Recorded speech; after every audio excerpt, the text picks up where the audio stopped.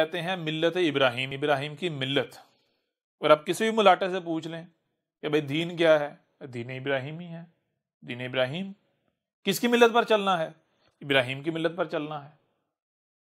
ایک طرف یہ ملاٹے آپ کو کہتے ہیں ابراہیم کی ملت پر چلنا ہے، دوسری طرف اپنی ملت پر آپ کو چلوا رہے ہیں. جی بالکل استاد جی، ایسا ہی کرتے ہیں.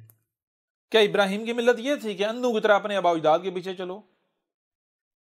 جو معاشرے میں جن کو بڑا آپ نے سمجھا ہوا ہے، رہنما سمجھا ہوا ہے، ان کے پیچھے چلنا شروع کر دو؟ یہ تھی ابراہیم کی ملت؟ یہ کیا تھا ابراہیم نے؟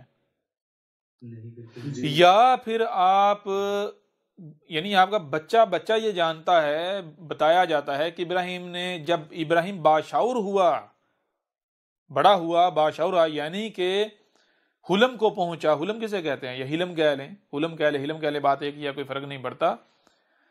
جب حلم کو پہنچا، جسے یعنی ترجمہ کہہ لیں بالغ ہو گیا. بھائی بالغ نہیں، چلے بالغ بھی کہہ لیں، لیکن کون سی بلوغت؟ شعوری طور پر بالغ ہو جانا. جب ابراہیم شعوری طور پر بالغ ہو گیا تو پھر ابراہیم نے کیا کیا؟ بت توڑ دیے. جی بتوں کے اوپر جو آپ کلہاڑا چلا دیا. کسی کی پرواہ کی؟ نہیں کی. ابراہیم اس وقت اپنے باپ کو کہہ رہا ہے کہ اے باپ تو شرک کر رہا ہے، تو مشرک ہے. جی جی بالکل. سوال یہ پیدا ہوتا ہے کہ کیا اس سے پہلے ابراہیم نے اپنے باپ کو یہ بات کہی تھی؟ نہیں. کیوں نہیں کہی تھی؟ کیونکہ اس سے پہلے ابراہیم حلم کو نہیں پہنچا تھا، باشعور نہیں ہوا تھا، عقلی طور پر شعوری طور پر بالغ نہیں ہوا تھا، عقلی طور پر شعوری طور پر نابالغ تھا، جس وجہ سے وہ اپنے بڑوں کا محتاج تھا. لہذا جسے بڑے صحیح کہتے تھے وہ بھی صحیح کہتا تھا، جسے بڑے غلط کہتے تھے اسے غلط کہتا تھا. عقلی طور پر شعوری طور پر بالغ ہونے سے پہلے ابراہیم کا بھی وہی دین تھا جو اس کے بڑوں کا تھا. لیکن جب ابراہیم عقلی طور پر شعوری طور پر بالغ ہو گیا تو ابراہیم نے کیا کہا؟ کیا یہ حق ہے؟ جی اسے حق کہا.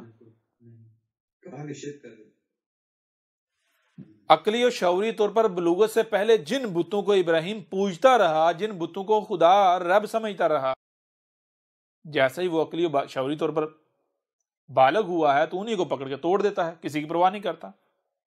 جی جی بالکل. تو ابراہیم کی ملت کیا سامنے آتی ہے؟ کے بتوں کو توڑنا. بھائی ہم نہیں کہتے کہ آباء و اجداد کے بتوں کو توڑو، اسے چھوڑو. ہم یہ کہتے ہیں کہ اس نقطے پر آ جاؤ جہاں سے ابراہیم ابتدا کر رہا ہے. کیا ابراہیم نے یہ کیا کہ بھائی جب وہ باشعور ہو گیا، جب وہ حلم کو پہنچا، عقلی شعوری طور پر جب وہ بالغ ہوگا، تو کیا ابراہیم نے وہی کیا جو پیچھے بچپن سے کرتا چلا آ رہا تھا؟ اسی کو حق اور سچ ماننا شروع کر دیا، کنٹینیو رکھا، جس پر اس نے اپنے بڑوں کو پایا؟ یا پھر اس نے کانوں اور آنکھوں سے جو سنائی اور دکھائی دیتا ہے اسے سمجھا، کیونکہ وہ بالغ ہو چکا ہوا تھا عقلی شعوری طور پر. اور جب اس نے ان ٹولز کا استعمال کیا تو نتیجہ کیا سامنے آیا؟ اس نے اپنے کریٹر کو پہچان لیا، اپنے رب کو پہچان لیا. اور پھر وہ کسے رب کہہ رہا ہے؟ جی جی بالکل. وہ کہہ رہا ہے ہر طرف میرا رب بھی تو مجھے نظر آ رہا ہے. جی جی بالکل. کیوں؟ جب اس نے اپنی تخلیق میں غور کیا تو اس نے دیکھا کہ بھائی مجھے وجود میں لانے والا وجود کون سا ہے؟ یہی کائنات ہے، اس کے علاوہ تو اور کچھ ثابت ہی نہیں ہوتا. جی جی بالکل.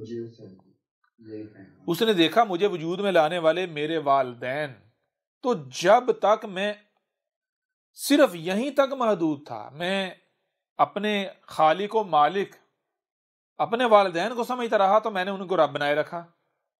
کب تک؟ جب تک میں باشعور نہیں ہوا. مجھے تکلیف ہوتی میں دوڑتا والدین کے پاس جاتا.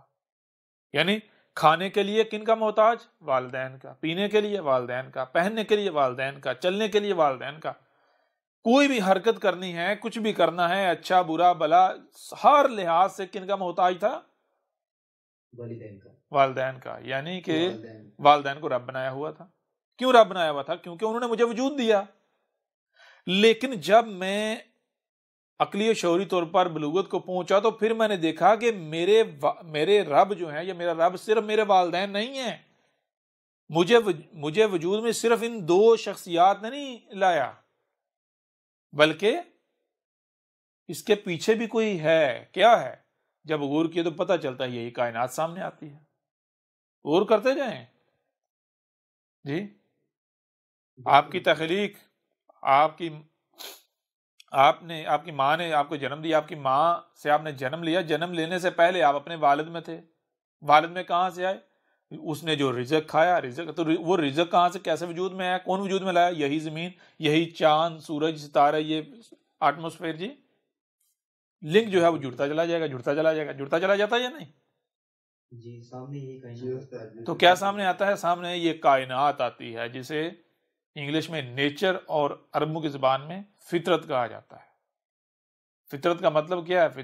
فاتر کا مطلب کیا ہے؟ کہ جو شے اپنی اصل حالت میں ہے، اصل خود اپنے آپ میں ہونا. ٹھیک ہے جی.